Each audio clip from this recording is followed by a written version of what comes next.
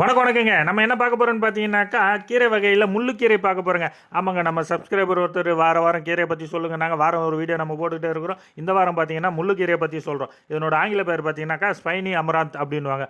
ஆமா, இந்த முள்ளுக்கீரையில என்னங்க ஸ்பெஷல் இருக்கு? எங்க வீட்டு தோட்டத்துல இருக்கு, எங்க வீட்டு வாசல்ல இருக்கு, எங்க ஊர் ரோட்ல இருக்கு, மானாவாரியா முளைச்சிருக்குன்னு நீங்க சொல்லலாம். ஆமாங்க, இத களை செடின்னு எல்லாம் புடுங்கி போடுறோம். ஆனா அத்தனையும் மருத்துவ குணம் வாய்ந்ததுங்க. இது என்னென்ன மருத்துவ குணம்னு சொல்றேன் பாருங்க. அதாவது உடம்புல வர கட்டி இஷ்டத்துக்கு மாம்பழத்தை சாப்பிட்டுட்டு கட்டி வந்து கஷ்டப்பட்டுட்டு கிடப்போம் பார்த்தீங்களா, அந்த கட்டிக்கெல்லாம் இந்த இலையை அரைச்சி பத்து போட்டிங்கனாக்கா அந்த கட்டியை கரைக்கிறது இல்லாமல் அந்த கட்டி புண்ணாயிருச்சுன்னா அதில் சீழ் பிடிக்காமல் பார்த்துக்குதுங்க.